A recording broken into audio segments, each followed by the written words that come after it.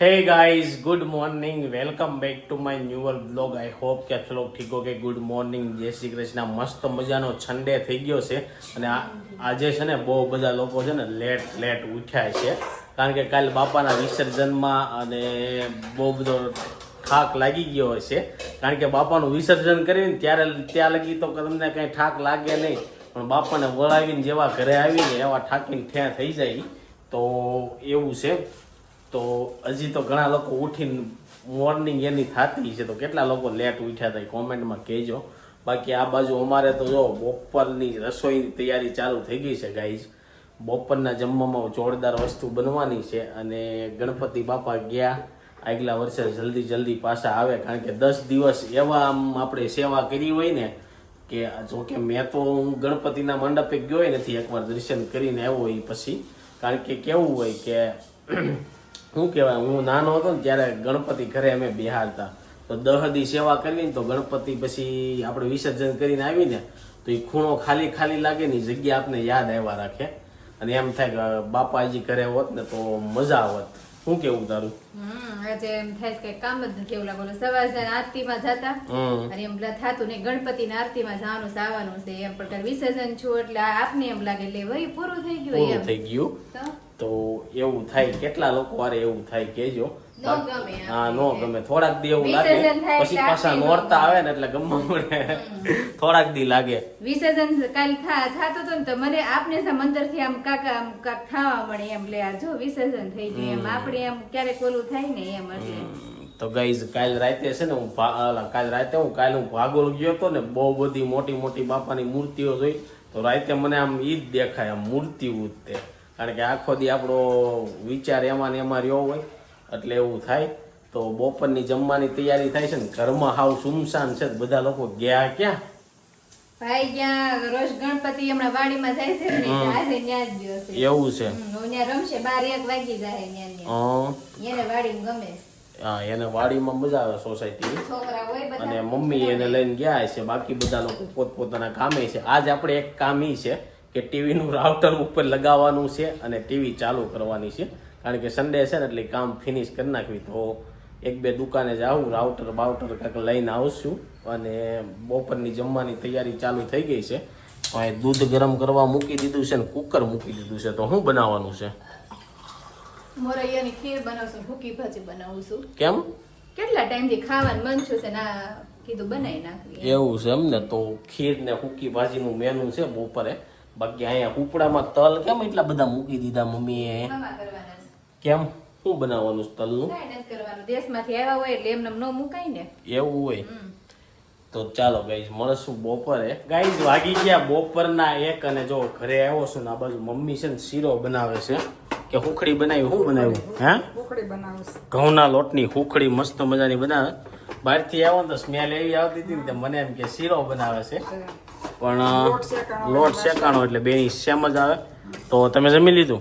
બાકી છે બધા લોકોને જમવાનું બાકી માપાએ જમી લીધું એવું લાગે છે, કારણ કે અહીંયા ભાજીમાં થોડીક જગ્યા થઈ ગઈ છે અને જો મસ્ત મજાની સૂકી ભાજી અને સાથે છે ખીર. અને ચાલો આ બાજુ જો નવી કુર્તીઓ પહેરવા કાઢી નાખી એમ ને?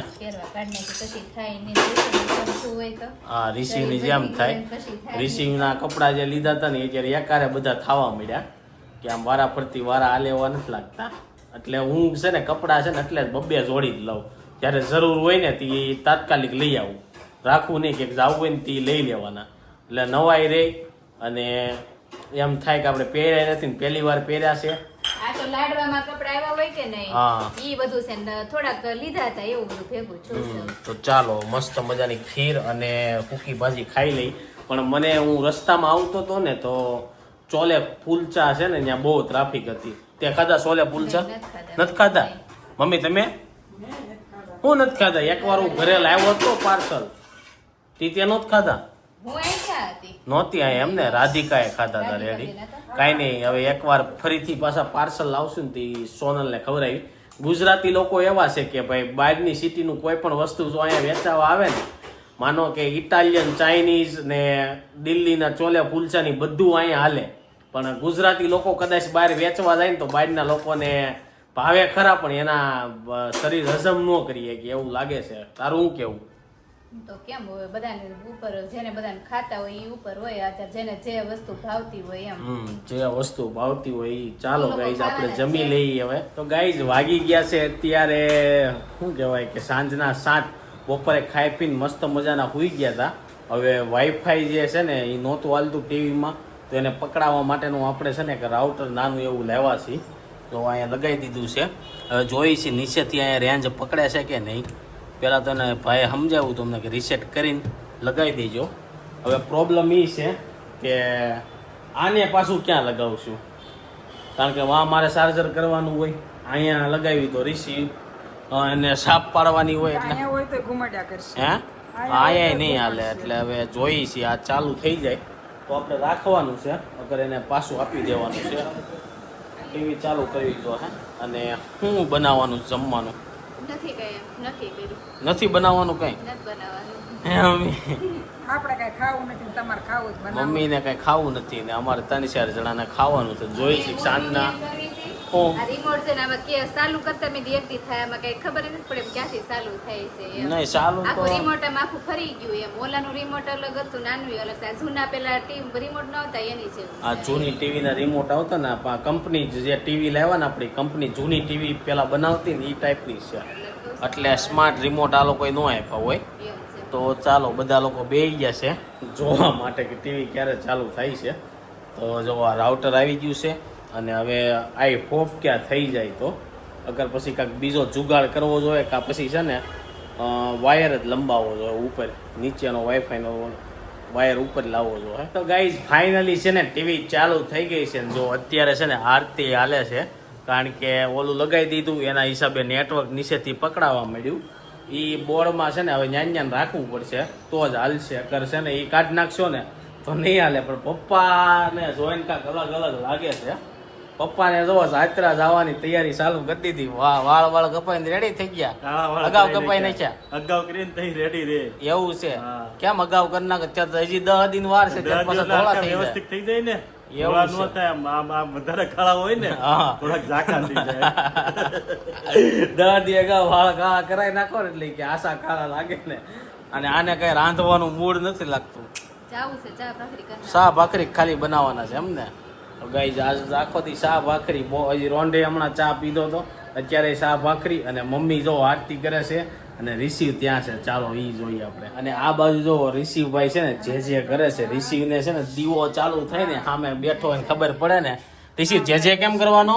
કરો કરતો આમ જે કર એમ કરવાનું. હરખું જે કરીને કર જે કર. આત્મવંદના કર. રાધે રાધે. રિસીવને જે કરવાનું કહી આખો દીવો લઈ લે એમ છે. એટલે એને ત્યાં કઈ એ શીખવજો હા એ કઈ શીખવાડે એને ટંકોરી જોતી છે. ટંકોરી જોતી હોય ને એટલે બેહવા આવે નવી ત્યાં દેતા જ નથી. નહીં. અને ચાલો ફરીથી પાછા છે ને આપણે ઓલી રૂમમાં જઈ. અને અહીંયા જે આરતી જ ચાલે છે પણ બધા લોકોને રિમોટમાં છે ને હજી શીખતા 1-2 દી લાગી જાય એવું લાગે છે. લાગી જાય ને 1-2 દી. હા, 1-2 દી થઈ જાય હો આમાં તો. બહુ વાર શું કેવું તારે? મને એમ જ હવે અલગ અલગ જ લાગે છે remote. કાંઈ નહીં, એક દિવસ યુઝ કરશો ને ત્યાં આવડી જ જાય. અને આજે સન્ડે છે ને તો આજે છે ને ચંદ્રગ્રહણ છે. તો ચંદ્રગ્રહણ વિશે અમારા ઘરમાં તો કોઈ કાંઈ માનતાય નથી ને એવું કાંઈ છે નહીં. પણ મમ્મીને પૂછ્યું ચંદ્રગ્રહણમાં હોય શું મમ્મી? એમાં ઘરણમાં એવું હોય, ઘરણ હોય ને હા. ત્યારે એમ બધાને કે વેલા હર ખાઈ લે હા. અને બધી ચીજ વસ્તુ હોય ને હા. એમાં ડાબરો નાખી દે એમ. તો તમે નાખ્યો કે નહીં ડાબલો? આપણી પાસે નથી, અગર તો નાખવી હોય તો નાખવી પણ નથી. આ વખતે છે નહીં. પહેલા તો અમે ઘણી વાર નાખતા. તો ગ્રહણ હોય એટલે થાય શું? એ પછી આપણને કાંઈ માહિતી બહુ છે નહીં. મમ્મીને ગ્રહણ વિશે માહિતી નથી પણ બધા લોકો એમ કે ગ્રહણના દિવસે કાળા કપડાં ન પહેરવા જોઈએ. ઘરની વસ્તુ તેલ ને એવું હોય ને એ બધું ફેંકી દેવાનું ને એવું કાંઈક બધું હોય.